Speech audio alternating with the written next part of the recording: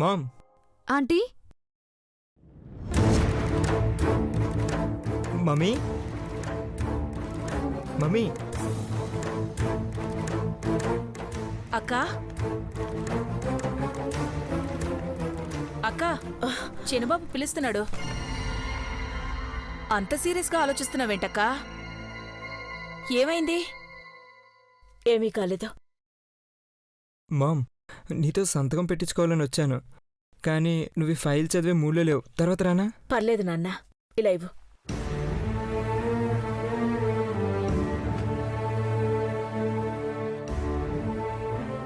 ఎక్కడ సైన్ చేయాలి? కింద మార్క్ చేసి ఉందమ్మా. ఒక్క నిమిషం ఆంటీ. మీ సంతకానికి ఎంత విలువ ఉందో మాకు తెలుసు. ఫైల్ చూడకుండానే సైన్ చేస్తున్నారంటే ముందు మిమ్మల్ని బాధ పెడుతున్న విషయమేంటో మేం తెలుసుకోవాలి.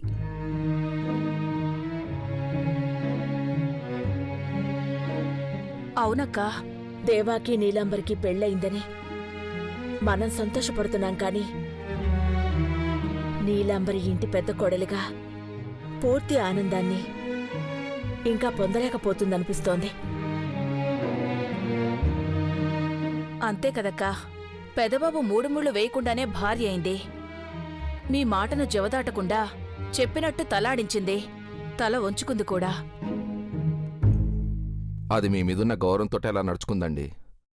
భర్త వెంట 7 అడుగులు నడవకుండానే అత్తారింటికి వచ్చింది.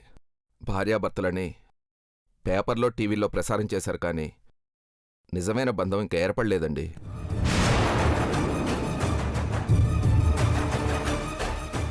అలా ఎందుకు అనుకుంటారు అంకుల్?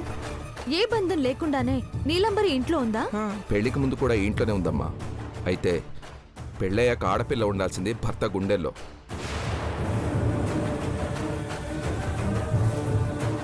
ఇద్దరూ ఒక్కటైతే కలకాలం గుండెల్లో ఉండిపోతారు.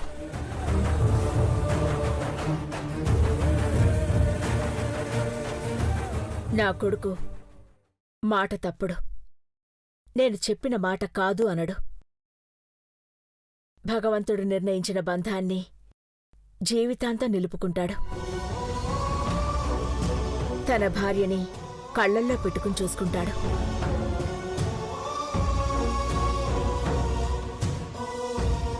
నీలాంబర్ని అలా చూసుకుంటారన్న నమ్మకం మాకు కూడా ఉంది అఖిలాండేశ్వర్ గారు. మాకు కూడా నీలాంబరికి దేవాకు పుట్టబోయే పిల్లల్ని చూడాలని ఉంటుంది కదా.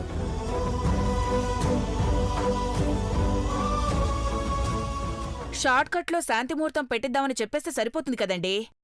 సంక్రాంతి పండుగ కూడా అయిపోయింది. విఘడియలు పోతే ఇంకే ఉంది?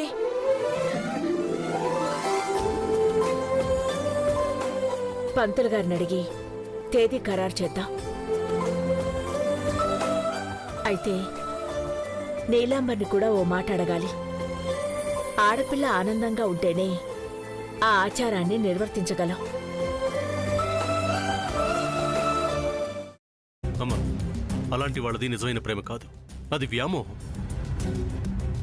ఎగ్జాక్ట్లీ చిన్నత్త. నిజంగా ప్రేమించుకున్న వాళ్ళు అలా చేయరు. ఎంత మనసు విరిగిపోతే కన్న కూతుర్ని పట్టుకొని మా దృష్టిలో చచ్చిపోయా ఉంటుందా తల్లి? అది సరే అమ్మా, తన కూతురుతో తన మాట అనేటప్పుడు ఆమె మాటల్లో వ్యథ, కళ్ళల్లో బాధ గమనించావమ్మా? పెద్దబాబుకు బర్త్డే విషెస్ చెప్పు కూడా వెళ్ళాం కదా. ఊరికే ఎలా కాలిపోతుంది? మంట పెడితేనో పడితేనో తగలబడుతుంది.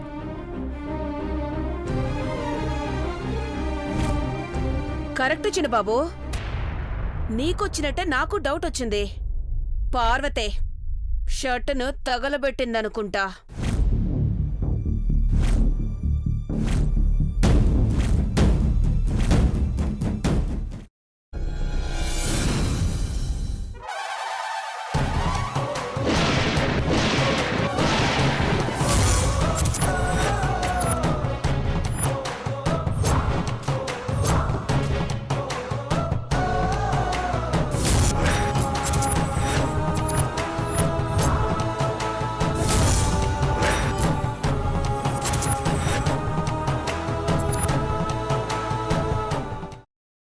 తర్వాత పొట్టు తీసేసి చాప్ చేసి పక్కన పెట్టుకోవాలి.